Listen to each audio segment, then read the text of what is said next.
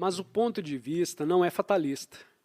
Não é simplesmente uma submissão à inevitabilidade do suar quando está calor, tremer quando está frio, comer quando com fome e dormir quando cansado. Submissão ao destino implica alguém que se submete, alguém que é uma impotente marionete das circunstâncias.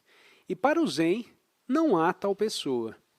A dualidade do sujeito e objeto, do conhecedor e o conhecido, é vista de maneira tão relativa, mútua e inseparável como todas as outras. Não suamos porque está calor. O suor é o calor. É tão verdadeiro dizer que o sol é luz por causa dos olhos, como dizer que os olhos veem a luz por causa do sol. O ponto de vista não é familiar por causa da nossa convenção estabelecida de pensar que o calor vem primeiro, e então, por causalidade, o corpo sua. Colocá-lo de forma oposta é surpreendentemente como dizer queijo e pão em vez de pão e queijo. Assim diz Zenrico Shu. O fogo não espera para que o sol esteja quente, nem o vento pela lua para ser frio. Essa inversão chocante e aparentemente ilógica do senso comum pode ser, talvez, elucidada pela imagem zen predileta da lua na água. O fenômeno lua na água se assemelha à experiência humana. A água é o sujeito e a lua o objeto. Quando não há água, não há lua. E, similarmente, quando não há lua, porém, quando a lua surge, a água não espera para receber sua imagem e mesmo quando escorre o mais pequenino pingo d'água, a lua não espera para lançar sua reflexão, porque a lua não tem a intenção de lançar sua reflexão. A água não recebe sua imagem intencionalmente. O evento é causado tanto pela água quanto pela lua, e conforme a água manifesta o brilho da lua, a lua manifesta a claridade da água.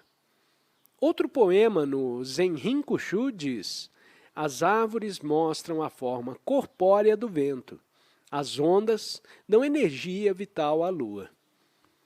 Para colocar menos poeticamente, a experiência humana é determinada tanto pela natureza da mente e a estrutura dos seus sentidos, quanto pelos objetos externos cuja presença a mente revela.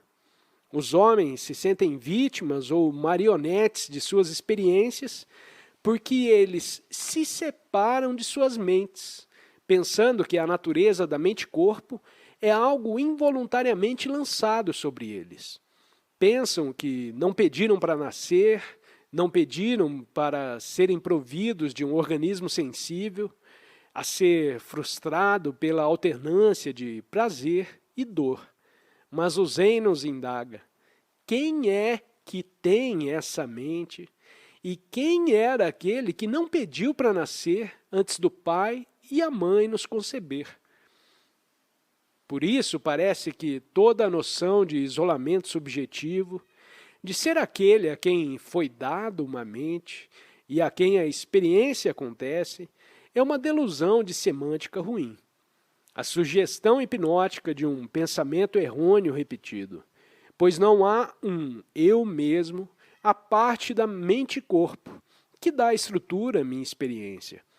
É similarmente ridículo falar dessa mente-corpo como algo que era dado, passiva e involuntariamente, uma certa estrutura. Mente-corpo é essa estrutura, e antes do surgimento da estrutura, não havia mente-corpo.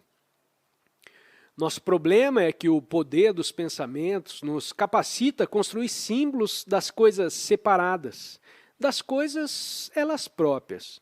Isso inclui a habilidade de fazer um símbolo, uma ideia de nós mesmos à parte de nós mesmos. Porque a ideia é muito mais compreensível do que a realidade. O símbolo muito mais estável que o fato.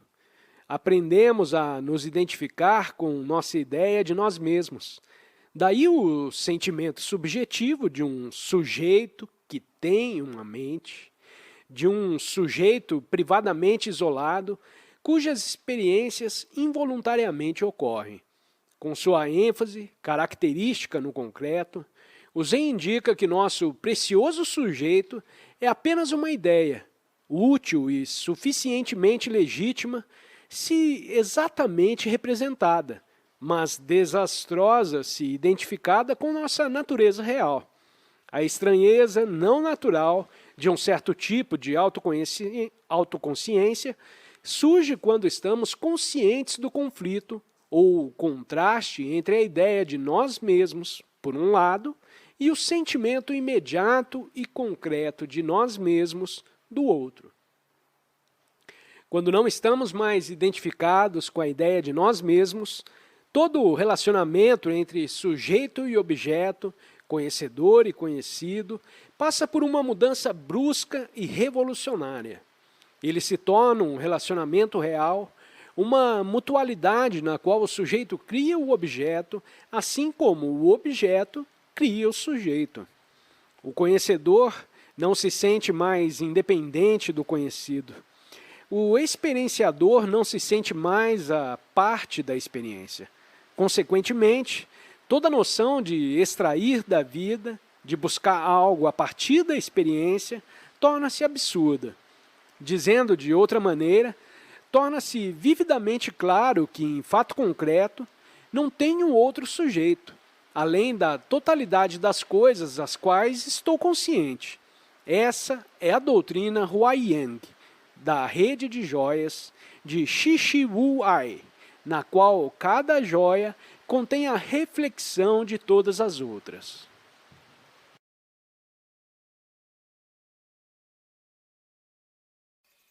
Obrigado por ter assistido a mais esse vídeo. Deixo o convite para você se inscrever no canal e compartilhar o conteúdo com quem você achar que precisa ouvir essa mensagem. Um grande abraço e até o próximo vídeo.